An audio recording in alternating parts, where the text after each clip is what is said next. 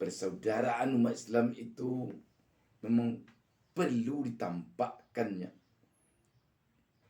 terutama ketika memperjuangkan hak-hak mereka, seperti memperjuangkan hak-hak rakyat Palestina yang memerlukan kemerdekaan, yang memerlukan mereka lepas dari ancaman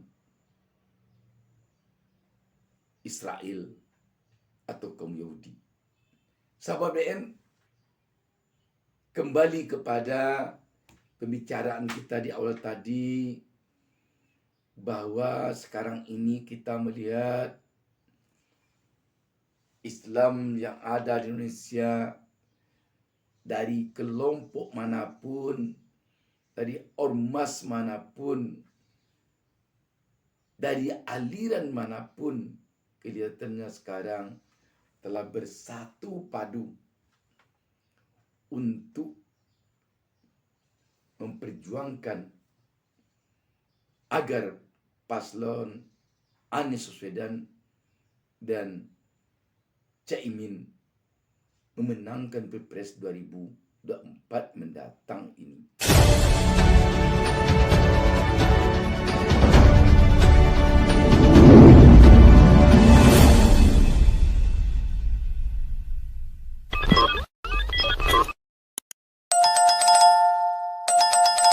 Assalamualaikum warahmatullahi wabarakatuh. Alhamdulillah dapat kita berjumpa kembali pada kesempatan ini.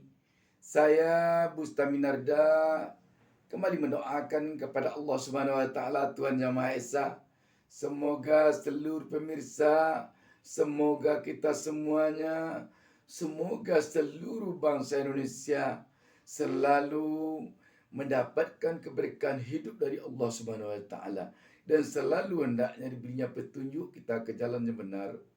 Sahabat BN, ternyata Islam di Indonesia bisa jadi contoh di dalam prinsip persatuan bagi Islam yang ada di dunia. Kenapa dikatakan demikian? Dalam perjalanan politik menghadapi tahap-tahap penyelenggaraan Pilpres 2024 mendatang ini, sekarang telah terlihat bahwa umat Islam yang ada di Indonesia mampu menyatukan prinsipnya dalam hal menentukan siapa yang akan didukungnya untuk menjadi pemimpin nasional, presiden dan wakil presiden pada Pilpres 2024 nanti, yang akan bekerja, yang akan membangkitkan bangsa dan negara ini ke depan untuk periode 2024-2029. Ini setidaknya terlihat dari semakin menyatunya dukungan umat Islam dari berbagai ormas, bahkan bisa dikatakan dari berbagai aliran, untuk pasangan calon atau paslon Amin, Anies Baswedan, Muhaimin Iskandar. Kita melihat sekarang ini betapa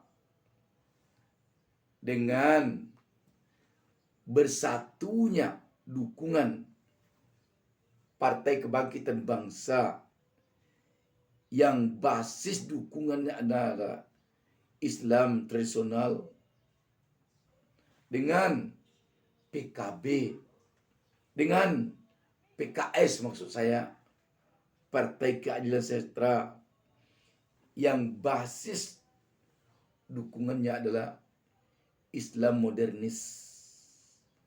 Mereka selama ini banyak yang pesimis.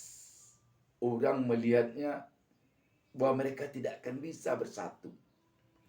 Tetapi dalam kenyataannya sekarang ini mereka bersatu untuk mendukung paslon Amin, Anies Caimin. Dan ini tampaknya bertambah kuat lagi dengan dipatrinya oleh sebuah partai yang adalah nasionalis kebangsaan, Partai Nasdem. Partai Nasionalis Kebangsaan atau Partai Nasdem yang adalah nasionalis kebangsaan telah merekat kedua partai ini dalam memberikan dukungannya kepada Anies Caimin. Kita lihat sekarang ini sepertinya Islam betul-betul telah berada di dalam prinsip innamal mu'minuna ikhwatun. Islam itu bersaudara. Bahkan dikatakan Islam itu bagaikan batu bangunan yang satu dengan yang lainnya saling memperkuat. Kalau selama ini ada kesan terjadi keretakan antara kelompok Islam yang satu dengan kelompok Islam yang lain di negeri ini, sekarang telah menyatu. Tidak ada lagi keretakan itu. Mereka umat Islam dari kelompok manapun, dari ormas manapun, dari aliran manapun, sekarang telah bersatu untuk mendukung Amin, Anies Caimin. Ini sangat menggembirakan tentunya bagi Indonesia. Dengan ini dapat dikatakan bahwa Islam di Indonesia bisa jadi contoh teladan bagi Islam yang lain di dunia ini. Sebab kita melihat perang Israel Palestina yang terjadi sekarang ini, itu memperlihatkan bahwa Islam yang ada di Timur Tengah saja itu perlu memperkuat persatuannya lagi, sehingga Islam yang ada di negara-negara Timur Tengah itu satu pendapat, satu maksud, satu tujuan untuk memerdekakan Palestina dari ancaman Israel. Tetapi dalam kenyataannya tentu kita tidak bisa menutup mata bahwa masih ada negara-negara di Timur Tengah yang belum 100% berjuang untuk membebaskan Palestina dari ancaman Israel. Ini satu contoh besar, satu contoh yang sangat faktual yang bisa kita tarik kesimpulan bahwa memang Islam itu benar-benar perlu bersatu. Innamal mu'minuna ikhwatun. Persaudaraan umat Islam itu memang perlu ditampakkannya, terutama ketika memperjuangkan hak-hak mereka, seperti memperjuangkan hak-hak rakyat Palestina yang memerlukan kemerdekaan, yang memerlukan mereka lepas dari ancaman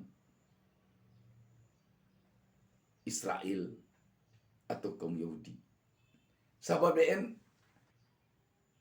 kembali kepada pembicaraan kita di awal tadi, bahwa sekarang ini kita melihat Islam yang ada di Indonesia, dari kelompok manapun, dari ormas manapun, dari aliran manapun, kelihatannya sekarang telah bersatu padu untuk memperjuangkan agar paslon Anies Baswedan dan Caimin memenangkan Pilpres 2024 mendatang ini. Dan tentu saja ini beban berat bagi pasangan Anies Caimin yang tersandang di pundaknya sekarang ini. Ketika nanti Anies Caimin memimpin Indonesia 5 tahun ke depan, dia harus mampu memperlihatkan kepada seluruh rakyat Indonesia bahwa keberadaan mereka adalah rahmatan lil alamin, khususnya untuk seluruh bangsa Indonesia tanpa terkecuali. Amin harus nanti mampu memperlihatkan kepada seluruh rakyat Indonesia bahwa mereka adalah pembawa perubahan kepada lebih baik untuk bangsa dan negara ini. Mereka harus mampu membawa perubahan terhadap kebangkitan ekonomi, sehingga rakyat tidak merasa tertekan terus oleh himpitan ekonomi yang selalu saja di atasnya berpoleskan seperti ada kesan ekonomi kita telah baik, rakyat telah sejahtera. Padahal rakyat menjerit karena ketiadaan lapangan kerja, karena ancaman PHK, karena harga-harga kebutuhan pokok yang tidak stabil, yang sulit dijangkau oleh rakyat. Demikian juga di sisi-sisi yang lain. Bagaimana rakyat dapat mendapatkan keadilan yang tanpa tebang pilih. Bagaimana rakyat bisa merasakan tidak ada bedanya antara anak petani, anak pemulung, anak pedagang, dengan anak pejabat, dengan anak para elit di dalam mendapatkan kedudukan, ikut serta berperan dalam membangun bangsa dan negara ini. Yang penting bisa nanti diwujudkan oleh pasangan Anies Caimin ketika mereka berdua telah mendapatkan amanah dari rakyat, ridho dari Allah Subhanahu wa taala memimpin bangsa dan negara ini. Rekam jejak Anies Baswedan 5 tahun memimpin DKI Jakarta harus dia wujudkan untuk seluruh bangsa Indonesia. Sahabat BN, rakyat Indonesia sepertinya tak sabar lagi menunggu kehadiran Anies Caimin untuk memimpin bangsa ini 5 tahun ke depan. Karena mereka menginginkan hidup yang sejahtera, hidup yang nyaman, hidup yang tentram, hidup yang terlepas dari ketakutan terhadap PHK, dari ketakutan terhadap anaknya yang tidak bisa lagi sekolah karena tidak punya biaya, terhadap ketakutan mereka sulit mendapatkan lapangan kerja. Semoga Ani Caimin mampu menyauti inti nanti, sehingga kepemimpinannya nanti merupakan kepemimpinan yang rahmatan lil alamin untuk seluruh rakyat Indonesia khususnya, dan untuk dunia pada umumnya. Sebab seperti dikatakan dalam pidatonya oleh Anies Baswedan sesaat setelah mendaftar ke KPU, mereka berdua memberikan perhatian yang besar terhadap situasi yang terjadi di Palestina saat ini.